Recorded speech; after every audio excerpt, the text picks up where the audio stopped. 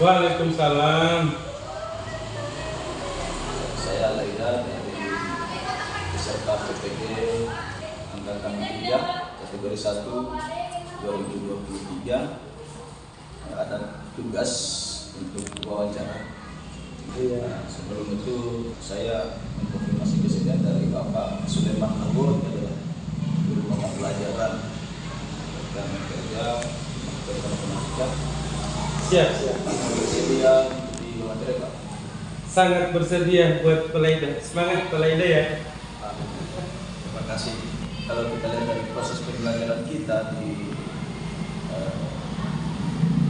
dalam usaha kita di kelas itu selalu terus berubah. Dan di sini terkait dengan masalah ini masih ada, misalnya minat siswa dalam belajar itu masih ada yang kurang. Ya, kira-kira apa penyebabnya Pak? Iya, kalau saya berpikirnya begini Pelaida. Banyak hal yang jadi persoalan untuk dibahas ketika kita berhadapan dengan siswa. Ya, salah satunya yang disebutkan tadi, minat belajar siswa yang mungkin rendah ya. Itu kalau saya melihatnya untuk kenapa sampai seperti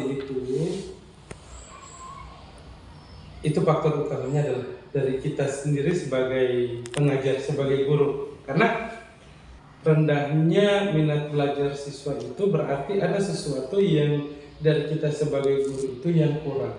Mungkin kita belum menyuguhkan model pembelajaran atau pembelajaran kita yang kurang menarik oleh mereka. Jadi dengan sendirinya minat belajar mereka itu akan rendah seperti itu.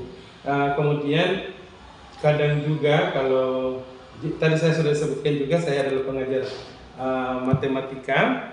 Nah, itu kadang saya menemukan siswa yang modelnya seperti itu, yang minat belajarnya rendah, ya karena konsep dasar yang mereka bawa dari, katakanlah dari tingkat bawah dan ketemu dengan kita di tingkat atas, konsep dasarnya itu tidak terlalu matang kalau bagi saya.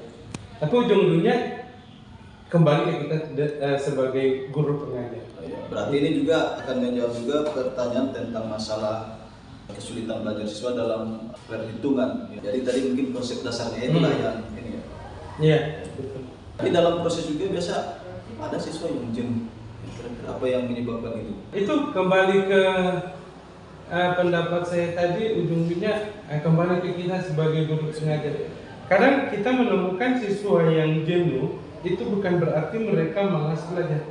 Akan tetapi mereka itu butuh sosok guru yang barangkali pembelajarannya harus bervariasi. Karena menghilangkan kejenuhan itu mungkin mereka ingin model pembelajaran dari guru ini mungkin lebih enak, kita lebih enak ke guru ini karena pembelajarannya bervariasi seperti itu. Itu kalau misalkan kita ketemu dengan siswa, kita tidak boleh menjudge bahwa oh ini malas belajar, padahal ini anak bisa. Oleh karena kita tidak paham kalau siswa ini jenuh. Itu kembali ke kita harus melakukan pembelajaran itu yang bervariasi. Jangan semata-mata selalu yang apa istilahnya yang konvensional. Jadi itu barangkali yang bisa menjawab mau bilang pertanyaan juga tidak, tetapi ini barangkali satu gambaran bahwa kita harus mengantisipasi kejenuhan siswa itu. Seperti itu dari saya. Berarti tadi kan sudah disinggung masalah pembelajaran bervariasi. Apakah pembelajaran bervariasi ini sama dengan diferensiasi? Diferensiasi. Untuk model pembelajaran atau pembelajaran yang berdiferensiasi ini sudah merupakan termasuk pembelajaran yang inovatif ya, artinya di mana kita mampu melayani peserta didik berdasarkan apa yang mereka inginkan, seperti itu. Jadi gambarannya berdiferensiasi seperti itu. Namun terlebih dahulu kita harus tahu dulu kira-kira keadaan siswa kita itu seperti apa, kebutuhan mereka itu seperti apa. Karena ada batasan-batasan tertentu yang bisa nantinya mengarahkan kita bisa memilah gaya belajar siswa ini seperti apa. Dan kita di sini ya pada umumnya ya pemahaman kita tentang pembelajaran berdiferensiasi itu masih kurang seperti itu. Tapi dengan kita tidak sadari, kita itu sementara ini pada saat kita melaksanakan pembelajaran, ada sebagian teman-teman yang sudah melakukan pembelajaran yang modelnya berdiferensiasi, akan tetapi kita tidak paham bahwa ini model pembelajaran yang berdiferensiasi. Jadi pemahamannya saja yang barangkali di kita belum terlalu paham. Cuma iya, sudah mulai betul sekali. Cuma ini ternyata yang namanya berdiferensiasi. Karena berdiferensiasi, gaya belajar itu yang jadi sasaran utama, gaya belajar siswa itu yang sasaran utama kita. Gitu. Berarti sebelum melaksanakan pembelajaran juga harus kita melakukan asesmen awal dulu. Ya, benar sekali. Karena kita harus tahu dulu kira-kira profil siswa kita itu seperti apa. Karena nanti kira-kira siswa yang ini artinya kan itu bisa dikelompokkan juga kan di dalam pembelajaran. Iya. Nah, sekarang tapi biasanya ketika dalam kelompok itu ada mungkin keterampilan kolaborasi siswa itu masih rendah. Ya kira-kira apa penyebabnya seperti itu? Iya. Ini kalau kembali ke pendapat di awal saya tadi, Pak Laida, untuk kolaborasi siswa sebenarnya begini. Semua arahan itu awal mulanya itu munculnya dari guru. Kita yang akan menuntun mereka bagaimana bisa berkolaborasi dengan baik. Karena begini, jangankan peserta didik, kita guru saja harus berkolaborasi. Kemudian untuk kolaborasi ini pada saat mereka berdiskusi, kemudian menemukan satu persoalan, kemudian persoalan itu belum bisa diatasi atau belum mendapatkan solusi pada saat berdiskusi dalam pembelajaran, itu mereka bisa bawa keluar atau dengan mencari waktu lain, atau kita ganti model pembelajaran, mungkin tadinya PBL, kemudian kita bisa rubah dengan model pembelajaran lain yang nantinya bisa dalam bentuk proyek, bisa dibawa keluar, dipecahkan di luar tiang pembelajaran, kemudian menemukan satu solusi dan mereka di situ bisa berkolaborasi. Jadi sebenarnya intinya untuk penanaman kolaborasi pada siswa itu sebenarnya kita sendiri guru yang menuntun mereka itu. Kecuali kalau kita tidak bisa menuntun mereka, mereka juga tidak tahu kalau seperti apa penyelesaian ini. Nantinya kita tidak akan dapat solusi yang baik dan siswa juga susah untuk menemukan jalan keluar dari persoalan yang mereka hadapi. Intinya kolaborasi itu kita tanamkan kepada siswa dan yang menanamkan itu dalam guru. Berarti ini juga terkait dengan masalah literasi dan numerasi itu dalam pembelajaran itu.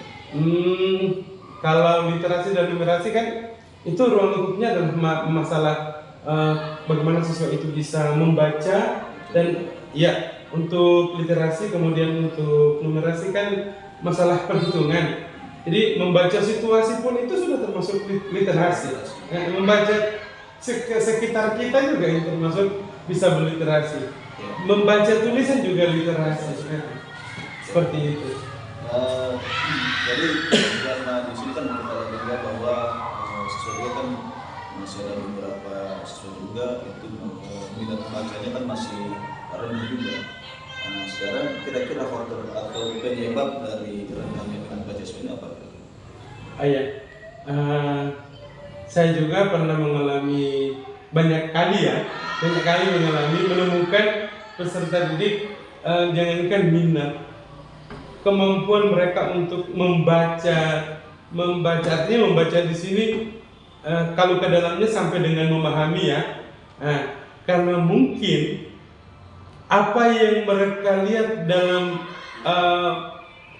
dalam satu masalah yang sudah tertulis dan itu wajib dipahami. Kadang saya menemukan siswa itu malas nggak usah dibaca, ini terlalu dalam, ini sulit dipahami, ini sulit dimengerti. Nah bisa jadi literasi kemampuan untuk literasi itu rendah itu karena penanaman konsep dari awal untuk bagaimana cara siswa bisa menganalisis, bisa memahami tulisan. Kita mulai dari kecil. Berarti harus ada program literasi lagi. Ya betul, karena memang begini, literasi numerasi itu harus, tetapi ya mungkin kita tidak terlalu pembiasaan itu yang masih kurang dari kita.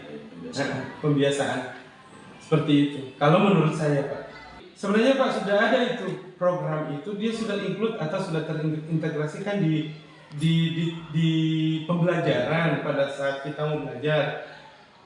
Dengan sendirinya bahwa siswa itu sudah ada itu budaya membaca, kemudian melakukan perhitungan.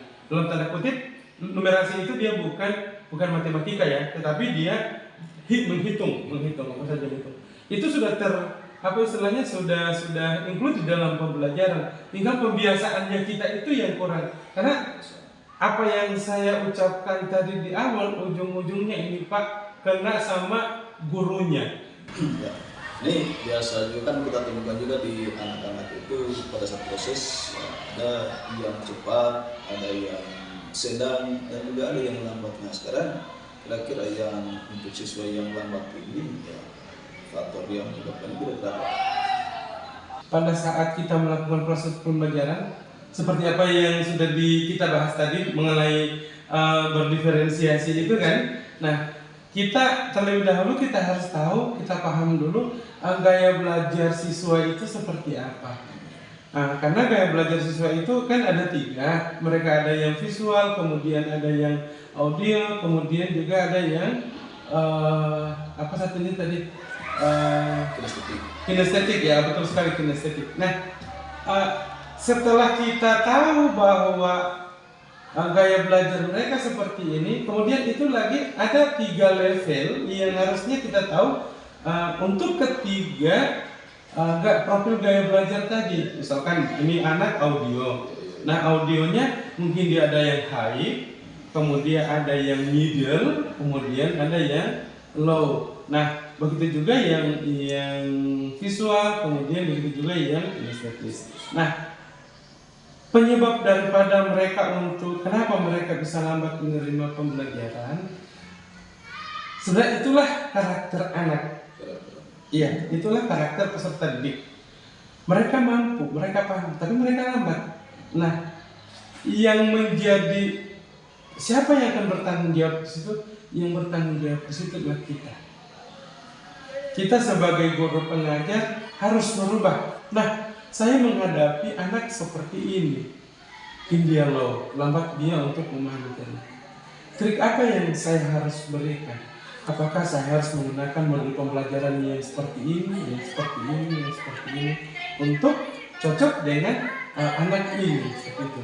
Jadi masalah pengaruh bisa jadi faktor lingkungan, faktor keturunan, faktor gen, tapi upaya untuk bagaimana untuk mengatasi keterlambatan anak dalam memahami pembelajaran itu kembali ke kita sebagai guru yang nantinya akan berlangsung. Kira-kira metode apa yang harus saya gunakan? Model apa? Jadi guru harus mampu tahu model ataupun pendekatan yang dilakukan untuk melakukan proses pembelajaran seperti itu, Pak. Jadi arahnya ke sana sebenarnya.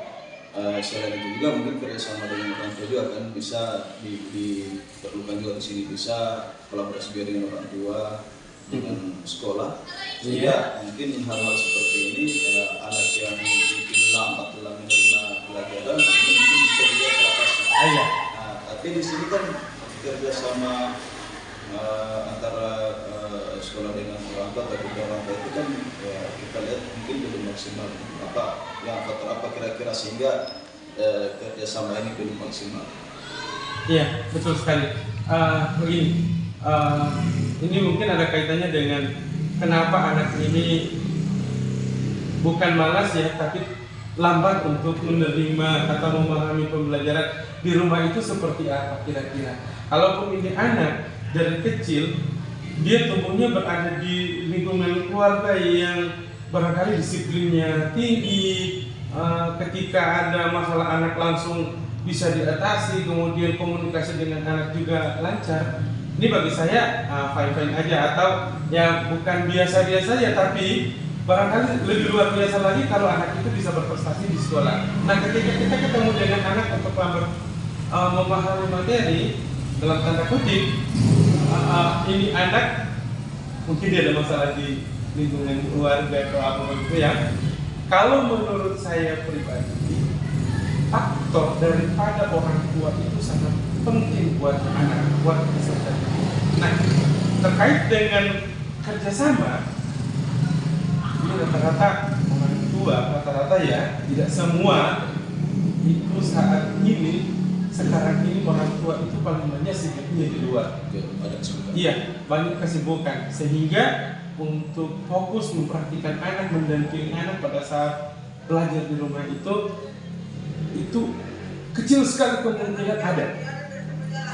Kadang juga kerjasama yang kita butuhkan untuk saling berkorespondensi antara pihak sekolah dengan orang tua, ketika orang tua diberikan surat undangan, surat panggilan demi anak, demi perkembangan ataupun demi perkembangan pendidikan anak di sekolah, itu kadang orang tuanya responnya lambat, Pak.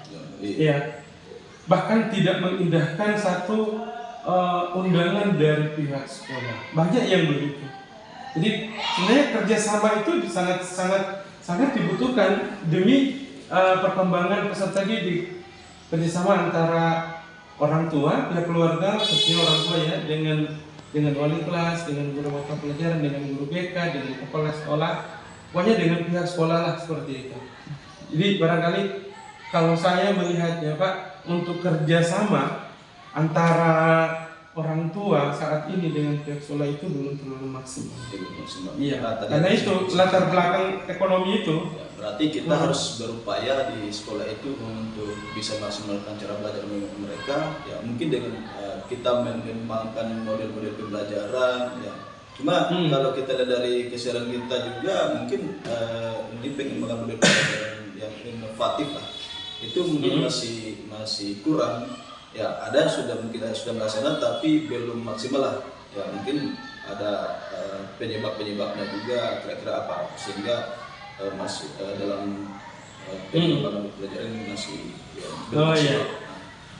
Gini, khusus untuk dalam pembelajaran ya, model-model pembelajaran ini para ahli sudah banyak sekali untuk menerbitkan model-model pembelajaran inovatif. Tinggal kita gurunya saja yang memilih dan memilah serta melaksanakan kira-kira mana yang cocok yang kita gunakan di lingkungan sekolah kita.